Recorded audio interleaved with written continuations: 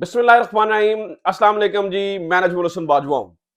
नाज़रीन कराम, आज शेखुपुरा के अंदर पाकिस्तान मुस्लिम लीग नून ने एक जलसा मुनक्किद किया था और पाकिस्तान मुस्लिम लीग नून का ख्याल ये था कि उकाड़ा जलसे के बाद चूंकि मरियम नवाज साहिबा ने वहां पर उनके मुताबिक बहुत अच्छा परफॉर्म किया था, तो शेखुपुरा के अंदर जब नवाज शरीफ बजाते खुद आ जाएंगे तो जल थल एक हो जाएगा। यानी कि मियां जदू आवेगा ते लग पता जावेगा। इनके जहन में यही था कि मियां नवाज शरीफ साहब को, यानी कि जब मियां नवाज शरीफ साहब वतन वापस आए, उसके बाद से इन्होंने मियां नवाज शरीफ साहब को शायद छुपा के रखा हुआ है या शायद फेस नहीं कर सकते थे जब तक बल्ला मैदान के अंदर था। अब बल्ला मैदान से आउट हो गया है, पाकिस्तान तहरीक इंसाफ के जो उम्मीदवारान हैं वो काइंड ऑफ आजाद इस वक्त जो है ना वो तस्वुर हो रहे हैं। तो इस वक्त ये आइडियल सिचुएशन थी कि अब नवाज शरीफ साहब को सामने लेके आया जाए और फिर किसी ऐसी जगह पर लेके आया जाए जो कि लाहौर के करीब तरीन है, ताकि मियां नवाज शरीफ साहब की जो एंट्री हो वो धमाकेदार एंट्री हो। मियां नवाज शरीफ साहब आए, उसी तरह से लोग नीचे जो है ना वो इकट्ठे हुए हों जैसे तहरीक इंसाफ के जलसों में होते हैं। उसी तरह से नवाज शरीफ साहब हेलीकॉप्टर के अंदर से नीचे से जायजा लें जैसे इमरान खान लिया करते थे। कि इमरान खान का स्टाइल था कि हेलीकॉप्टर से जायजा लेना, हेलीकॉप्टर को ऊपर से घुमाना और फिर जो है ना वो पंडाल में आ जाना। तो लोग इस चीज को बड़ा इंजॉय करते थे। तो आज नवाज शरीफ साहब का भी यही दिल था कि शेखुपुरा के अंदर भी कुछ ऐसा किया जाए कि नीचे जम्मे गफीर हो, अवाम जो है ना वो बंदे के ऊपर बंदा हो, जल थल एक हो जाए। यानी कि इस तरह की सिचुएशन जो है ना वो बन जाए और फिर मियां नवाज शरीफ साहब ऊपर से फजाई जायजा लें और मियां नवाज शरीफ साहब के हेलीकॉप्टर को देख के शेखुपुरा वाले जो है ना वो सलूट मारें और शोर मचाएं और हाथ हिलाएं और कायद के हक में नारे बुलंद करें। ये एक आइडियल सिचुएशन आज शेखपुरा के जलसे को लेकर जो है ना वो सोची गई थी। नाजरीन लेकिन हुआ ये कि प्रैंक हो गया। सोचा कुछ और था और हो कुछ और गया। हमारी इतलात हैं, कुछ वीडियोस में आपके सामने रख दूंगा कि मियां नवाज शरीफ साहब को शेखुपुरा ने औकात याद दिलवा दी है और बता दिया है कि शेखुपुरा सिर्फ और सिर्फ इमरान खान का है। शेखुपुरा सिर्फ इमरान खान के लिए निकलता है। शेखुपुरा में इमरान खान का जलसा हुआ था, जम्मे गफीर था, जम्मे गफीर। आज जो ग्राउंड सेलेक्ट किया था वो उसके मुकाबले में बिल्कुल छोटा ग्राउंड था और ये कहा गया कि 10,000 की कुर्सियां लगाई गई हैं। लेकिन नाज़रीन किराम, असल में जो कुछ आज जलसे में हुआ है वो पाकिस्तान मुस्लिम लीग नून के लिए अनहोनी ही समझा जाए, क्योंकि ये समझ रहे थे कि हमारा ना जाने अवाम किस तरह से इस्तकबाल करेगी। तो जलसे में इनको, यानी कि पाकिस्तान मुस्लिम लीग नून को आज कितना बड़ा झटका लगा, शेखुपुरा की अवाम ने कैसे औकात याद दिलाई, ये नाज़रीन किराम मेन स्टोरी है। हम आपके सामने कुछ वीडियोस भी रख देंगे, कुछ तस्वीर भी रख देंगे। आप बजाते खुद अंदाजा लगाइएगा कि आज शेखुपुरा में नवाज शरीफ के साथ अवाम ने किया क्या है। नंबर 1, इस बारे में कुछ खबरें। नंबर 2, नाज़रीन किराम ये जो इंपॉर्टेंट है और इसे मैं सबसे पहले डिस्कस करूंगा, ईरान के अंदर जाकर पाकिस्तान की फजाइया ने और पाकिस्तान की अफवाज ने कार्रवाई की है। ईंट का जवाब पत्थर से दिया गया है। मैंने कल आज सुबह स्टोरी कर दी थी, शायद आपने देखी हो। मैंने कहा था कि मीटिंग हो रही है और डिसाइड हो चुका है कि हमने जो है ना वो जवाब देना और ठीक ठाक जवाब देना। वो जवाब दे दिया गया है।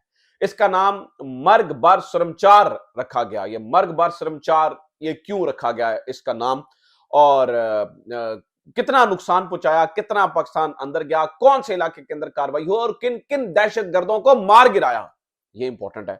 ये भी मैंने आपके सामने रखनी है।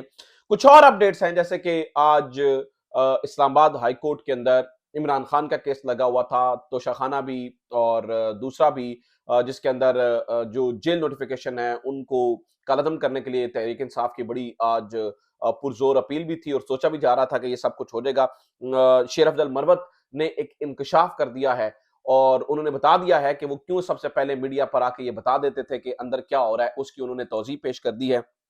यानी कि काफी ज्यादा खबरें हैं जो मैंने नाज़रीन किराम आपके साथ शेयर करनी है। आगे बढ़ने से पहले दरखास्त यह है कि चैनल को सब्सक्राइब जरूर कर लीजिए अगर अभी तक आपने चैनल को सब्सक्राइब नहीं किया है। फेसबुक पे देख रहे हैं तो पेज को फॉलो जरूर कर लीजिए। अच्छा नाज़रीन किराम, सबसे पहले ये जो पाक फौज ने कार्रवाई की है इसके ऊपर मैं आपके सामने कुछ चीजें रख दूं, फिर मैं वो वीडियोज और तस्वीर जो मुस्लिम लीग नून के साथ जलसे के अंदर हुआ उसके बाद उसको डिस्कस करेंगे और फिर बाकी खबरें जो है वो बाद में डिस्कस करेंगे। आजम खान का बयान, काबीना मीटिंग, बहुत कुछ है डिस्कस करने के लिए। लेकिन सबसे पहले बलूचिस्तान। नाज़रीन किराम, ये तय था कि पाकिस्तान की सॉवरेनिटी को कोई अंडरमाइन करने की कोशिश करेगा और पाकिस्तान की स्पेस को वायलेट करने की कोशिश करेगा तो उसको मुंह तोड़ जवाब दिया जाएगा। ये तय हो चुका था। हमारे यहाँ कुछ आवाजें उठी कि नहीं ऐसा ना करें, आप ये देखें कि आप जो भारत है उससे पीछे हटते चले जा रहे हैं। हमारे जो इस वक्त तवज्जो है वो हमारी अफगानिस्तान बॉर्डर की ओर, अब दोबारा ईरान बॉर्डर के ऊपर जा रही है। तवज्जो भारतीय बॉर्डर पे रहना चाहिए।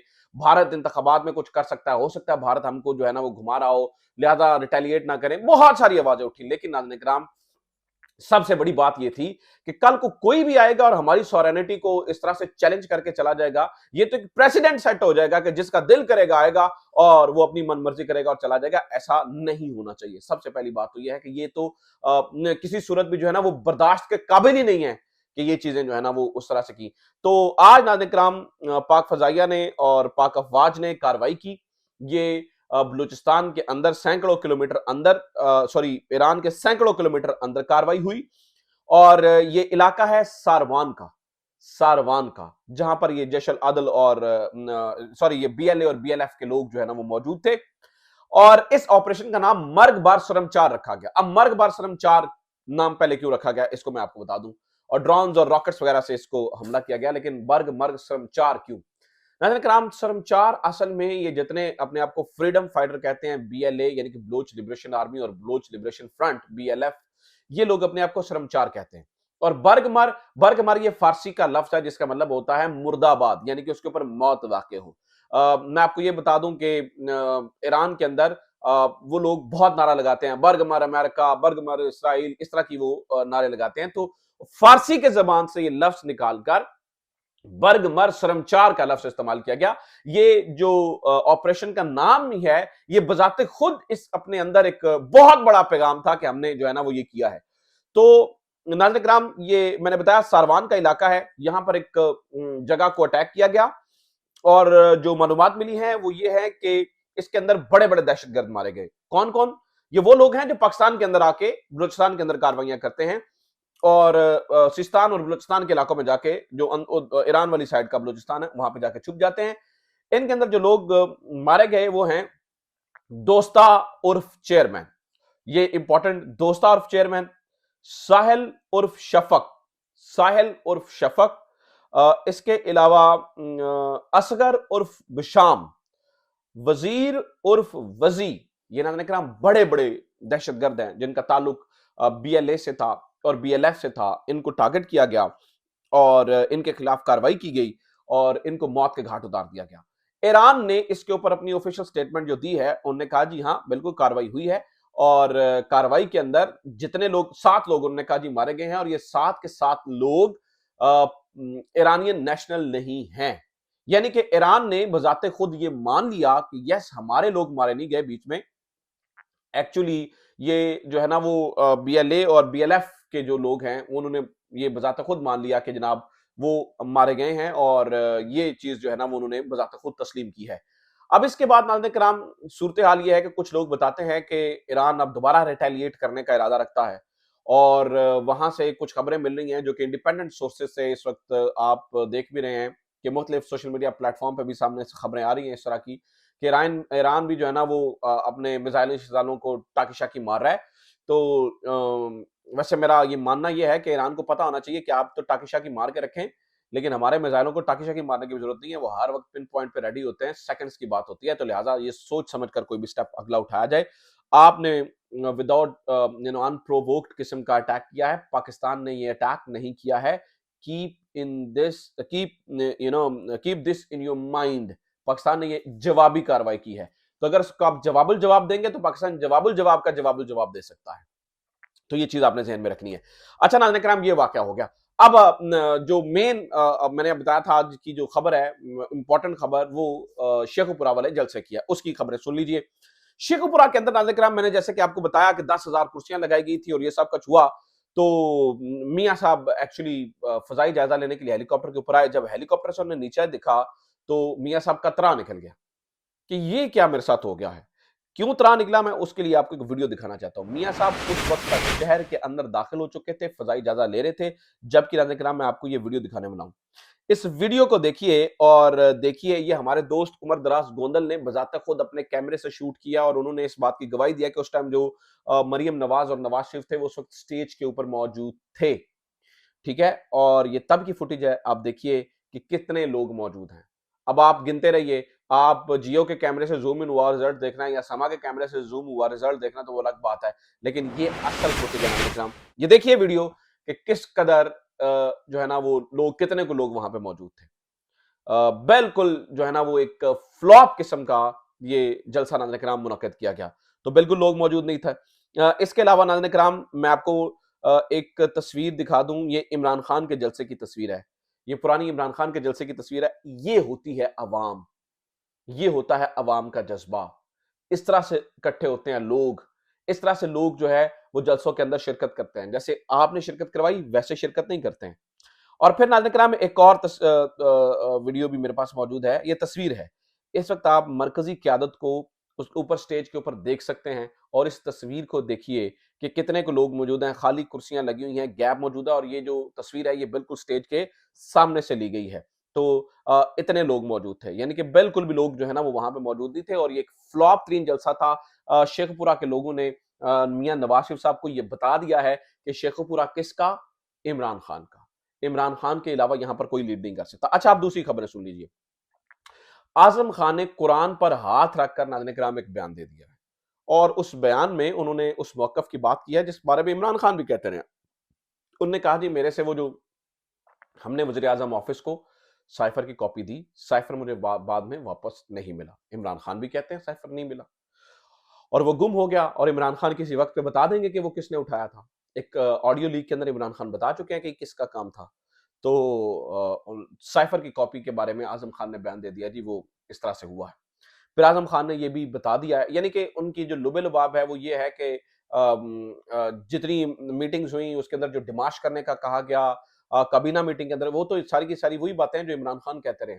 तो आजम खान का बयान जो है वो तो ठुस हो गया है। लेकिन जो नाज़रीन मोस्ट इंटरेस्टिंग चीज़ है वो शेर अफजल मरवत का एक बयान आया है। वो बहुत इंपॉर्टेंट है।